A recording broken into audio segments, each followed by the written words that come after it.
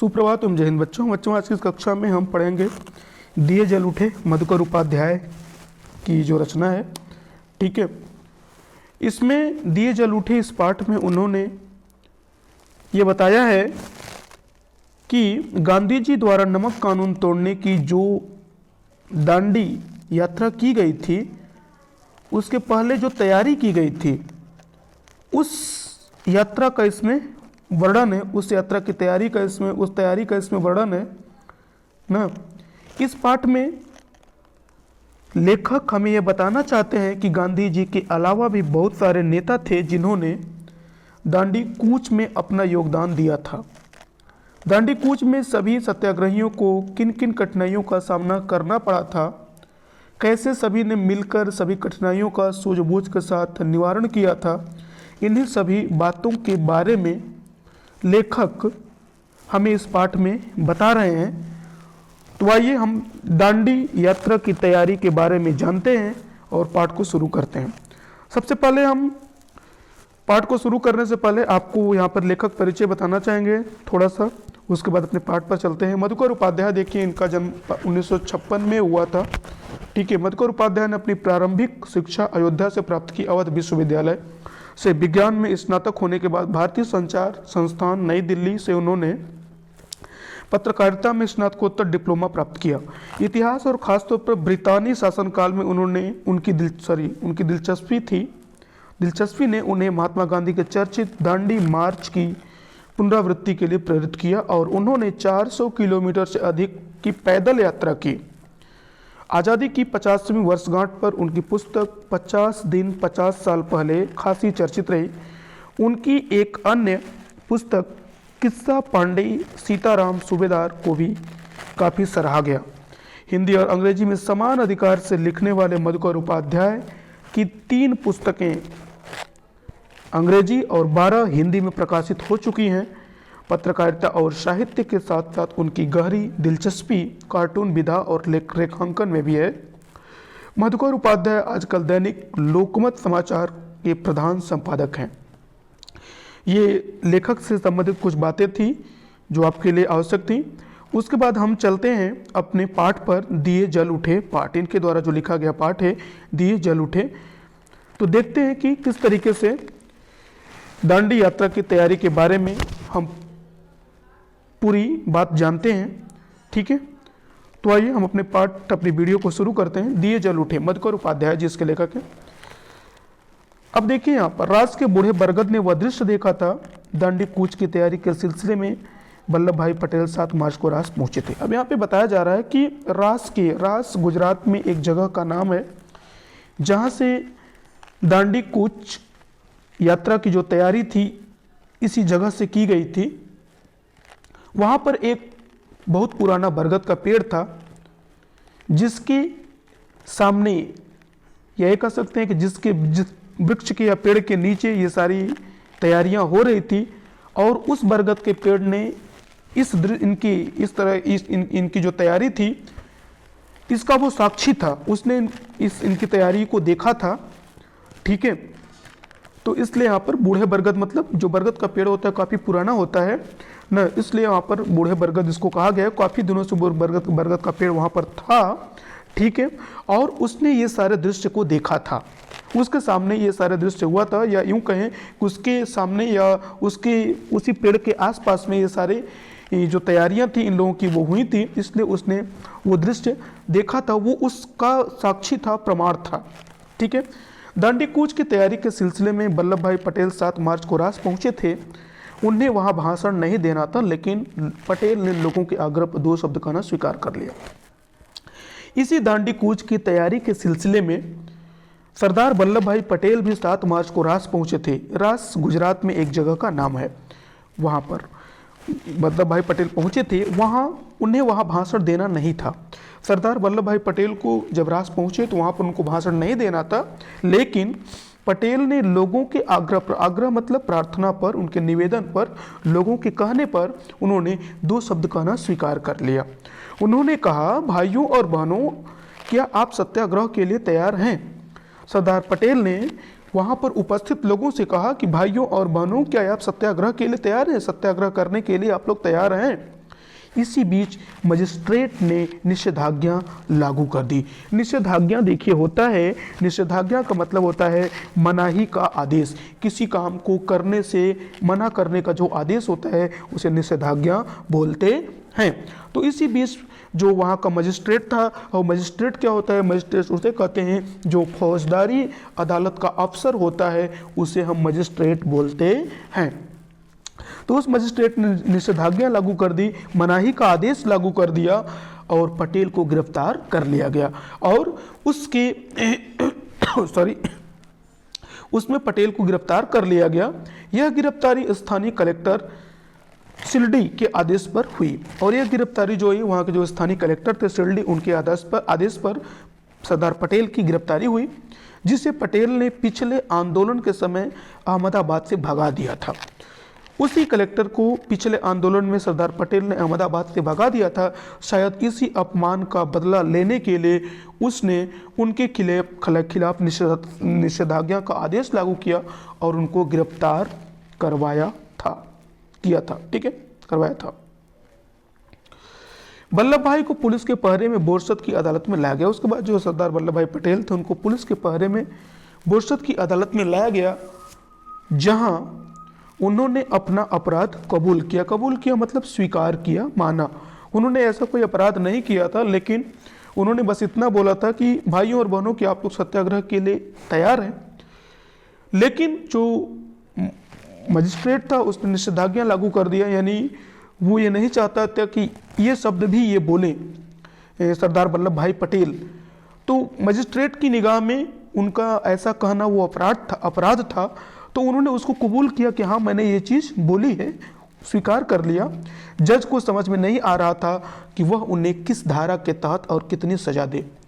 जब ये मुकदमा अदालत में गया, जज के पास गया, जज के सामने ये सारी बातें रखी गई, तो उसको ये चीज़ें नहीं समझ में आ रही थी। जज को ये समझ नहीं आ रहा था कि वह किस धारा में और किस धारा के तहत उनको कितनी सज़ा दे।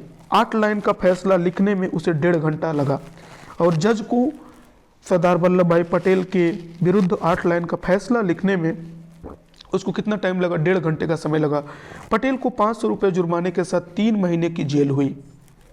उसके बाद पटेल के ऊपर 500 रुपये का जुर्माना लगाया गया और उनको 3 महीने तक जेल में रख दिया गया। इसके लिए उन्हें अहमदाबाद में साबरमती जेल ले जाया गया। इसके लिए उनको कहाँ ले जाया गया? अहमदाबाद में जो साबरमती जेल है, उस साबरमती जेल में सरदार वल्लभ भाई पटेल को रखा गया। साबरमती आश्रम में गांधी को पटेल की गिरफ्तारी, उनकी सजा और उन्हें साबरमती जेल ले जाने की सूचना दी गई। उसके बाद गांधी जी जो थे वो साबरमती आश्रम में रहते थे। जब गांधी जी को पटेल की गिरफ्तारी, उनकी सजा और उन्हें साबरमती जेल ले जाने की सूचना दी गई, जो अन्य लोग थे उन लोगों ने गांधी जी को बताया कि पटेल के साथ इस तरीके से मजिस्ट्रेट के साथ ऐसा व्यवहार किया जा रहा है और उनको साबरमती जेल में ले जाया जा रहा है। तो गांधी इस गिरफ्तारी से बहुत क्षुब्ध थे मतलब नाराज थे। ठीक है, वो बहुत नाराज थे। उन्होंने कहा कि अब दांडी कूच की तारीख बदल सकती है। उन्होंने कहा कि दांडी कूच की जो तारीख है वो क्या हो सकती है, बदल सकती है, उसमें परिवर्तन किया जा सकता है। वह अपने अभियान पर 12 मार्च से पहले ही रवाना हो सकते हैं। और उन्होंने कहा कि अब अभी तक जो उनकी तैयारी थी कि वो 12 मार्च के बाद अपने अभियान पर रवाना हो गए, अब वो 12 मार्च से पहले भी अपने अभियान पर रवाना हो सकते हैं। अभियान उनका क्या था? यही था कि ये दांडी कूच की जो यात्रा थी वही थी। तो उस पर वो कहते हैं कि अब वो जो हमारी यात्रा है वो 12 मार्च से पहले भी हो सकती है, उसके लिए हम 12 मार्च से पहले भी रवाना हो सकते हैं। ठीक है, अब उसके बाद देखिए क्या हुआ। आश्रम में एक एक आदमी यह हिसाब लगा रहा था कि मोटर कार से बोरसद से साबरमती जेल पहुंचने में कितना समय लगेगा। अब आश्रम में, साबरमती आश्रम में जितने लोग थे, उस वहाँ पर रहने वाले प्रत्येक आदमी यानी एक एक आदमी यह हिसाब लगा रहा था, यह जोड़ रहा था कि मोटर कार से बोरसद से साबरमती मोटर कार से बोरसद और बोरसद से साबरमती जेल पहुंचने में कितना समय लगेगा? जेल का रास्ता आश्रम के सामने से ही होकर जाता था। जो साबरमती आश्रम था, उस साबरमती के आश्रम से ही जेल का रास्ता होकर जाता था। आश्रमवासी पटेल की एक झलक पाना चाहते थे और आश्रम में जो लोग रहते थे वो लोग ये चाहते थे कि उन्हें पटेल की एक झलक मिले, वो एक बार पटेल को देखना चाहते थे न। समय का अनुमान लगाकर गांधी स्वयं आश्रम से बाहर निकल आए और गांधी जी स्वयं समय का अनुमान लगाकर गांधी को जब ऐसा लगा कि अब वो पहुंचने ही वाले होंगे साबरमती जेल, और मतलब वो जो रास्ता उनके आश्रम के सामने से जो रास्ता गुजरता था, जब उनको ये लगा कि अब वो हमारे आश्रम के सामने वाले रास्ते पर आने वाले हैं, तो उन्होंने अनुमान लगा करके गांधी जी स्वयं आश्रम से बाहर निकल आए। अनुमान मतलब उनको जब ये लगा, उनको एक जब अनुमान लगा न, तो वो एक मतलब अंदाज़ा, अनुमान का कह सकते हैं कि एक अंदाज़ा उनको ऐसा लगा कि कितने समय में वो कितने समय में यहाँ पर आ सकते हैं, इसका अनुमान लगा कर वो आश्रम से बाहर निकल आए पटेल से मिलने के लिए। पीछे पीछे सब आश्रमवासी आकर सड़क के किनारे खड़े हो गए और गांधी जी के पीछे पीछे जितने भी आश्रम में रहने वाले लोग थे, जो आश्रमवासी वासी थे, वो लोग भी सड़क पर आकर के खड़े हो गए सड़क के किनारे। ये सब ऐसा क्यों हो रहा है? सब लोग सरदार पटेल से मिलने के लिए आ गए हैं, आश्रम के सामने सड़क के किनारे खड़े हैं। क्यों? क्योंकि जो सरदार पटेल की गाड़ी है वो आश्रम के रास्ते से होते हुए जाएगी, तो ये लोग आश्रम से सरदार पटेल से मिलना चाहते थे, इसलिए ये लोग वहाँ पर सड़क के किनारे आश्रम के बाहर खड़े थे, गांधी जी और आश्रम में रहने वाले लोग। ठीक है, उम्मीद करते हैं आपको समझ में आ रहा होगा। ठीक है, निकल आए। पीछे पीछे सब आश्रमवासी सड़क के किनारे खड़े हो गए। लोगों का ख्याल था कि पटेल को गिरफ्तार करके ले जाने वाली मोटर वहां किसी हाल में नहीं रुकेगी। लोगों का ये ख्याल था, लोग ऐसा सोच रहे थे कि जो पटेल को गिरफ्तार करके जो मोटर कार उनको ले जा रही है वो वहाँ पर नहीं रुकेगी, आश्रम के सामने नहीं रुकेगी। लेकिन मोटर रुकी। लेकिन क्या हुआ कि जो मोटर थी वहाँ पर रुकी। लगता है पटेल का रोब ही था कि पुलिस वालों को मोटर रोकनी पड़ी। और ये ऐसा क्यों हुआ? ऐसा इसलिए हुआ कि ऐसा लगता था कि जैसे पटेल का रोब था, यानी पटेल का इतना एक दबदबा था कि जिसकी वजह से पुलिस वालों को वहाँ पर अपनी मोटर रोकनी पड़ी। गांधी और पटेल सड़क पर ही मिले। गांधी और पटेल जो थे वो सड़क पर ही मिले, सड़क पर ही आपस में दोनों लोग मिले। एक संक्षिप्त मुलाकात, एक बहुत छोटी मुलाकात हुई, संक्षिप्त मुलाकात हुई, जिसको आप शार्ट बोल सकते हैं इंग्लिश में। शार्ट में मतलब एक संक्षिप्त मुलाकात हुई, छोटी मुलाकात हुई। पटेल ने कार में बैठते हुए आश्रमवासियों और गांधी से कहा। थोड़ी देर के लिए वो निकले, उसके बाद फिर मिलने के बाद वो कार में जब बैठने लगे तो आश्रमवासियों से कहा, मैं चलता हूँ, अब आपकी बारी है। उन्होंने कहा कि मैं तो चलता हूँ, यानी मैंने तो ये अभियान शुरू कर दिया है, अब आपकी बारी है। पटेल की गिरफ्तारी पर देश भर में प्रतिक्रिया हुई। प्रतिक्रिया का मतलब होता है किसी कार्य के परिणाम स्वरूप होने वाला जो कार्य होता है उसे प्रतिक्रिया कहते हैं। उसके बाद जो गिरफ्तारी, पटेल की गिरफ्तारी पर देश भर में प्रतिक्रिया हुई ना, लोगों ने उस पर अपनी प्रतिक्रियाएं व्यक्त की तरह तरह से कि ये गलत है, ऐसा नहीं होना चाहिए। तमाम कई लोगों ने अपने विभिन्न प्रकार से न उसके अपनी प्रतिक्रिया व्यक्त की।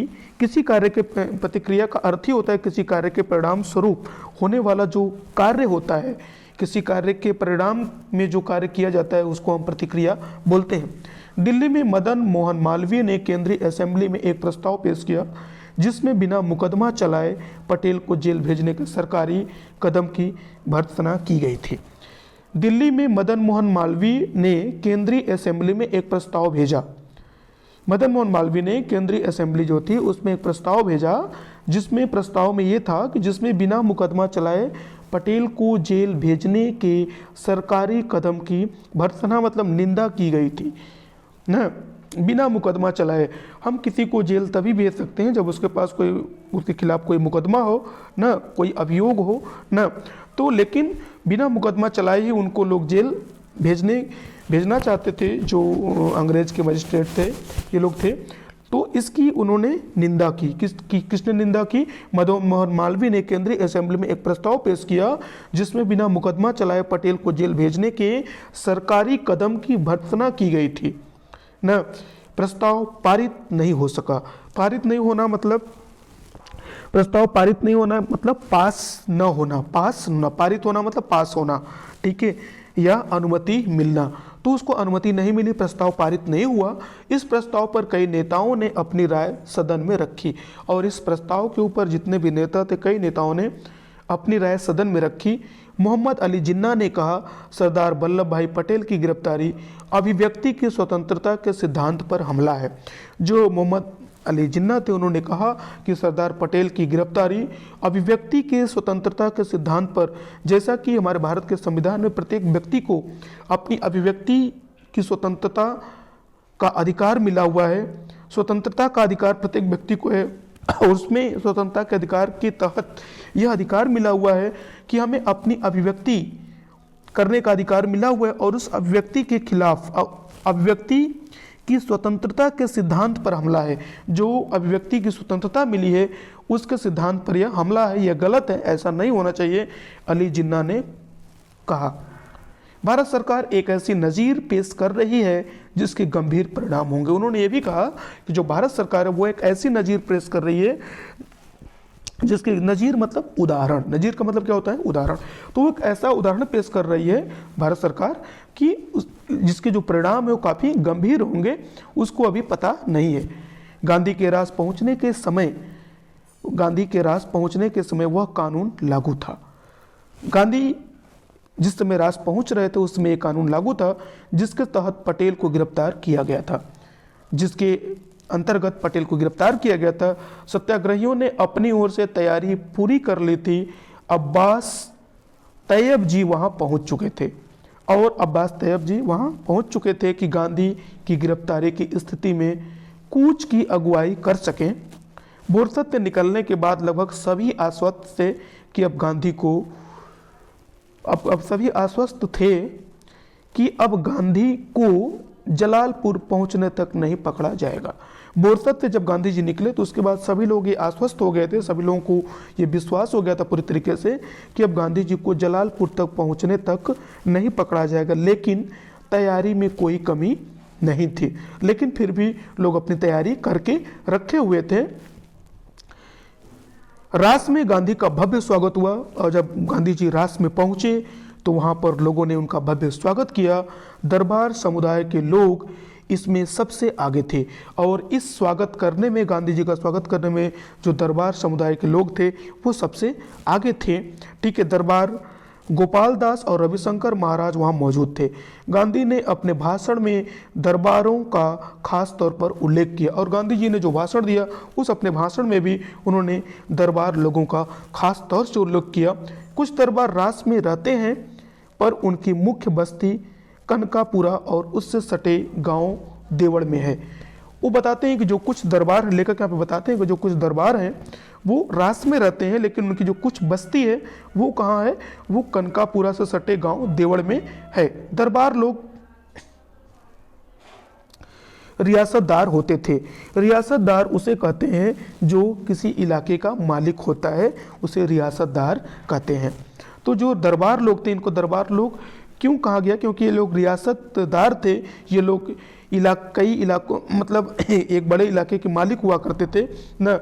उनकी साहबी थी, ऐसो आराम की जिंदगी थी, एक तरह का राजपाट था। दरबार सब कुछ छोड़कर यहाँ आकर बस गए थे और जो दरबार लोग थे वो सब कुछ छोड़ करके रास में आकर के बस गए थे। गांधी ने कहा इनसे आप त्याग और हिम्मत सीखें। उन्होंने कहा, बाकी अन्य जो लोग थे उन लोगों को उन्होंने उपदेश देते हुए कहा, समझाते हुए कहा कि दरबारों से आप त्याग और हिम्मत सीखें। अखिल भारतीय कांग्रेस कमेटी की बैठक 21 मार्च को साबरमती के तट पर होने वाली थी। अखिल भारतीय जो कांग्रेस कमेटी थी उसकी जो बैठक थी 21 मार्च को साबरमती के तट पर होने वाली थी।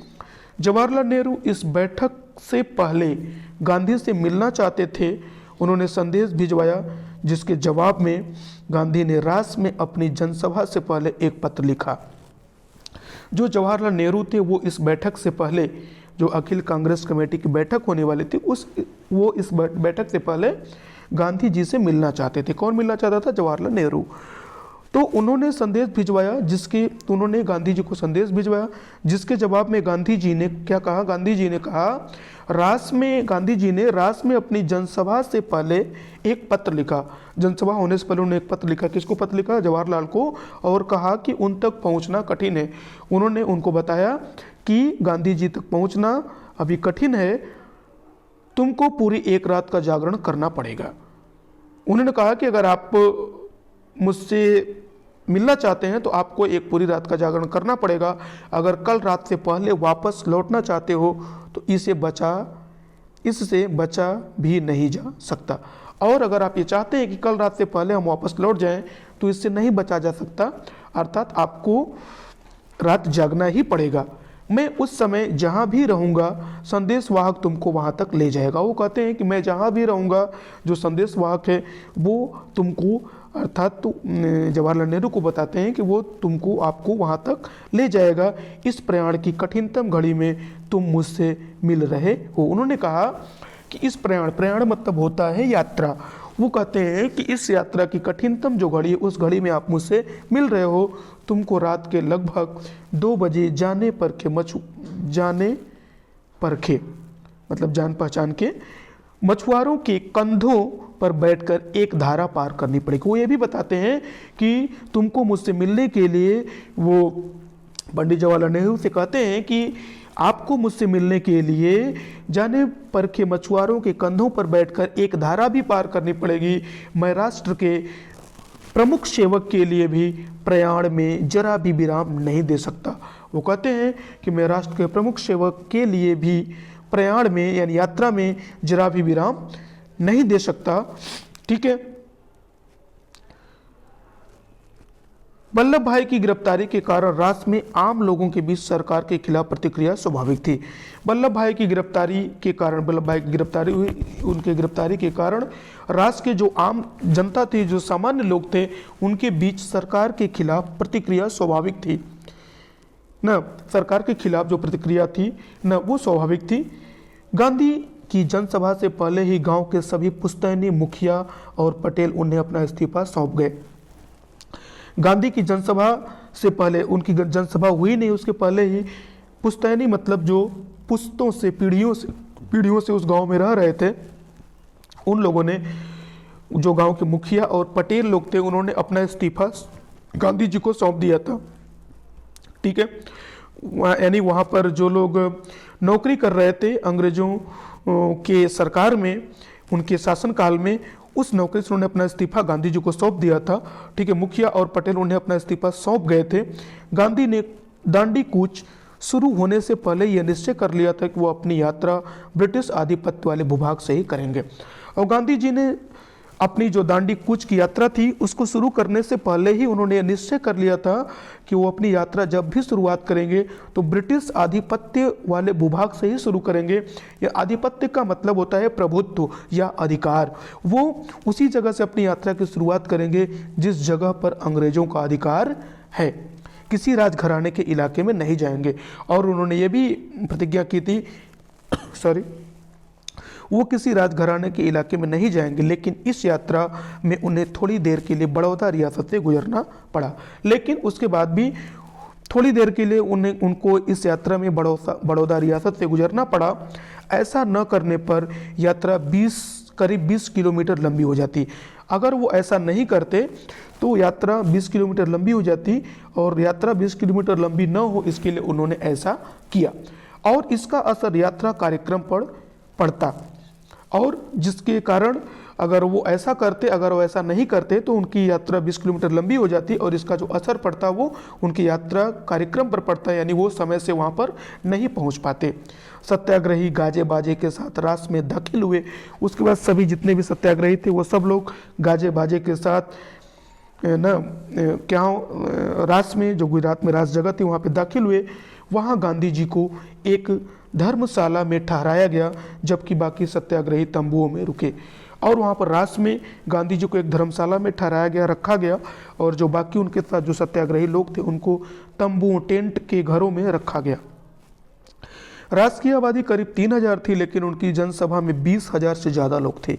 रास जो जगह थी, वहाँ की जो आबादी थी वो 3000 थी, लेकिन गांधी जी की सभा में जो लोग आए थे वो 20,000 से ज़्यादा लोग आए हुए थे।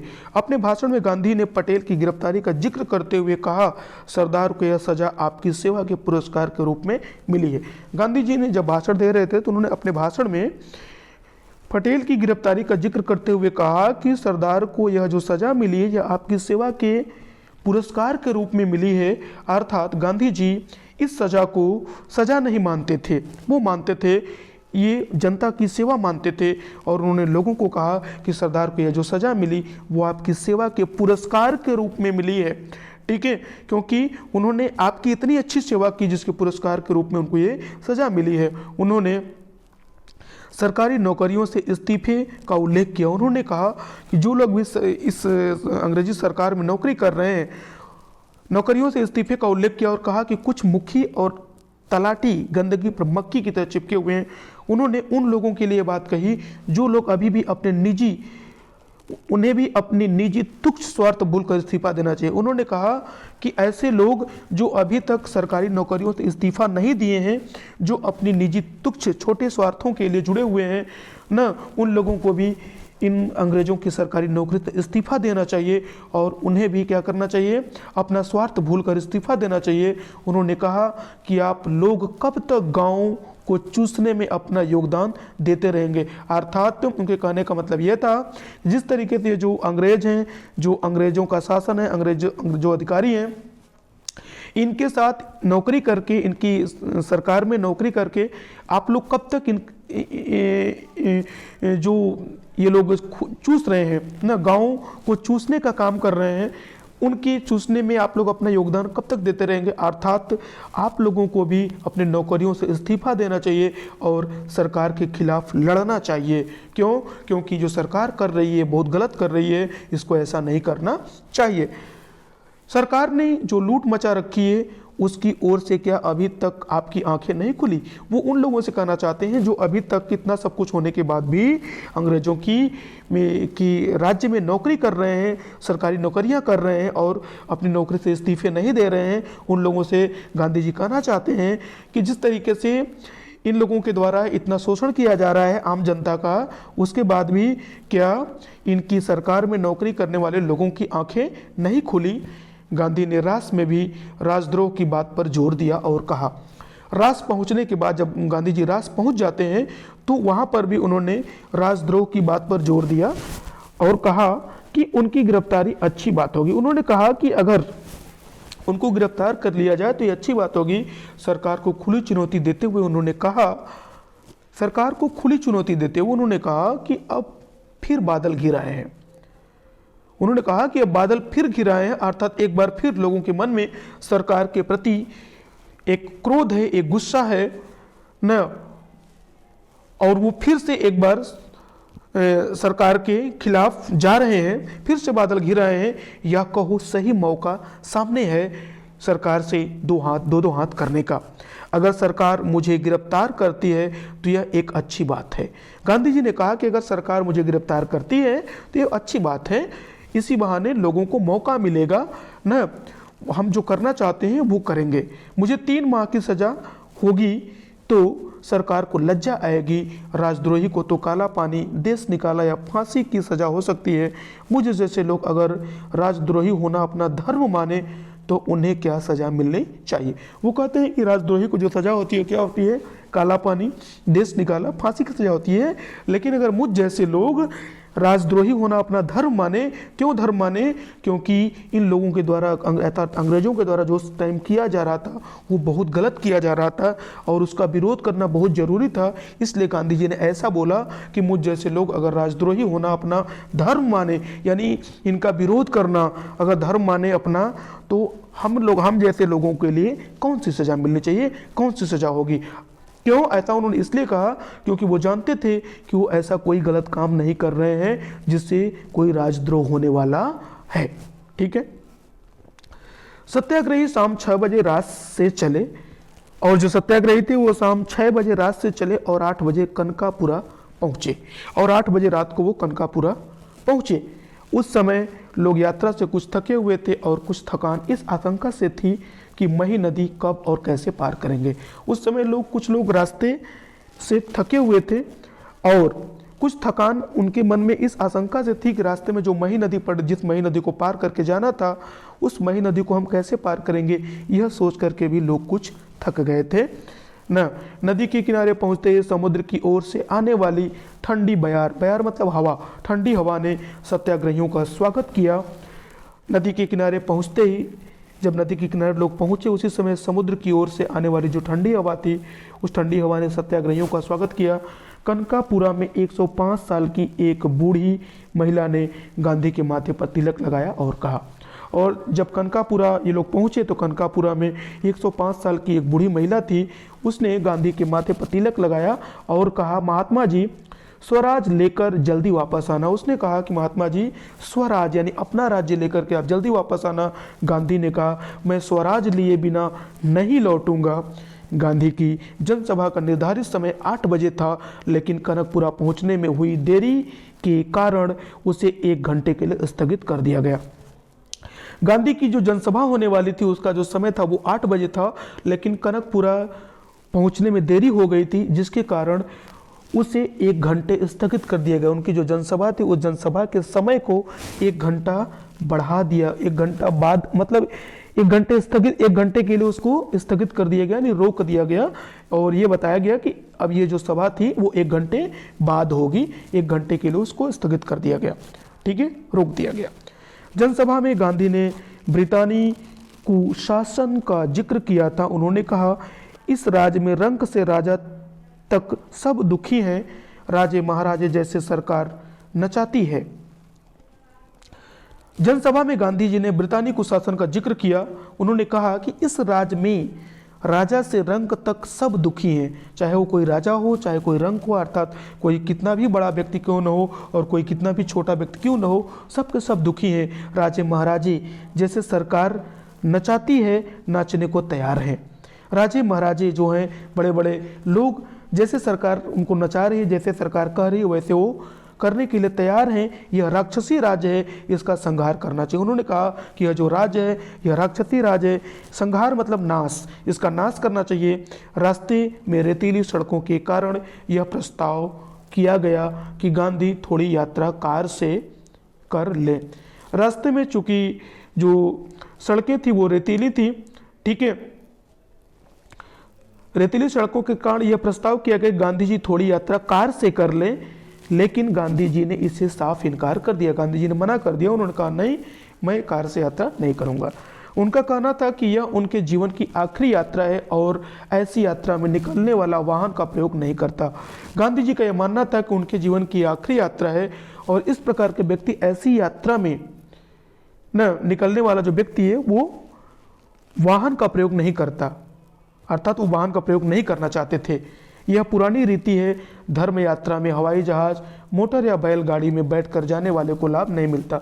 वो कहते हैं कि यह पुरानी कहावत है कि अगर किसी धर्म यात्रा में हम जाते हैं न, तो अगर हम हवाई जहाज, मोटर गाड़ी से जाते हैं तो हमें उसका लाभ नहीं मिलता। यात्रा में कष्ट सहें, लोगों का सुख दुख समझें, तभी सच्ची यात्रा होती है, ठीक है।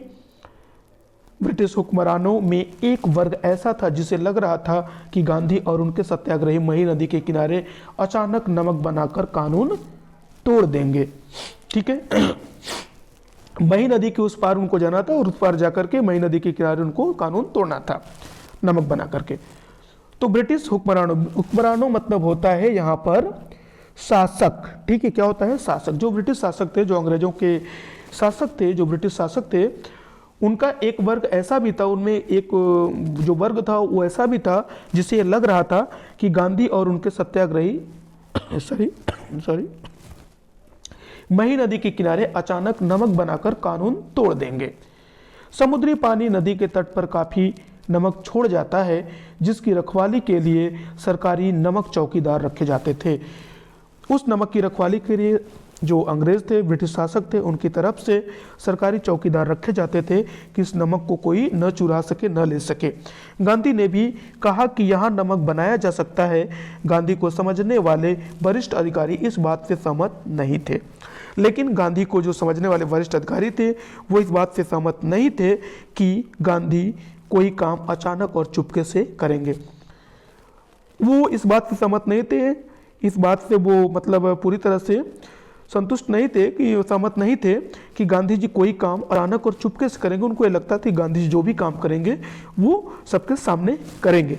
इसके बावजूद उन्होंने नदी के तट के सारे नमक भंडार हटा दिए और उन्हें नष्ट करा दिया ताकि इसका खतरा ही न रहे।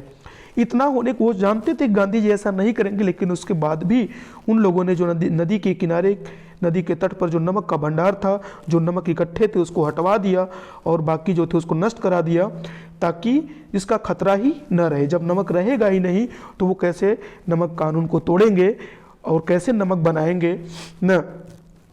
तो उन्होंने उसको सबको सारा नमक जो था वो हटवा दिया और नष्ट करवा दिया।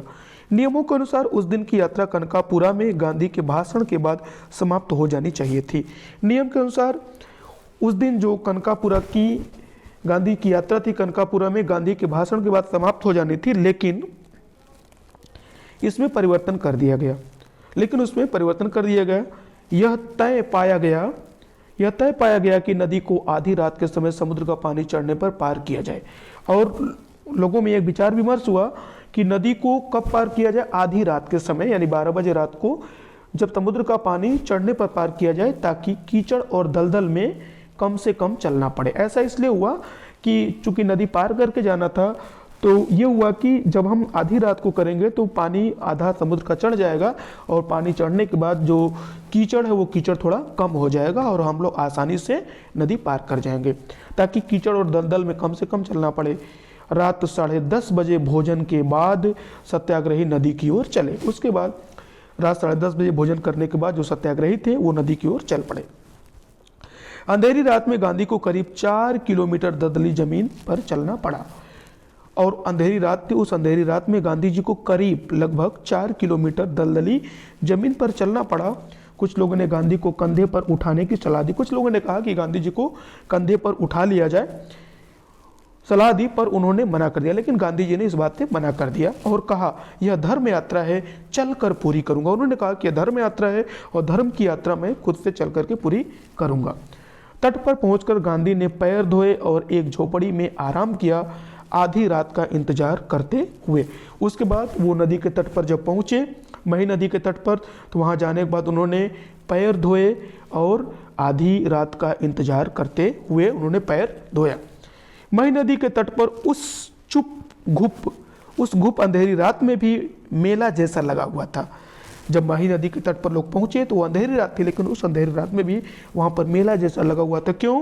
भजन मंडलियां थी, दांडिया रास में निपुण दरबार थे, उनके गीत बोल थे, उनके गीत के जो बोल थे वो थे कि देखो गांधी का दांडिया रास, देखो वल्लभ का दांडिया रास, गांधी का दांडिया रास देखो, वल्लभ का दांडिया रास देखो, ये उनके गीत थे।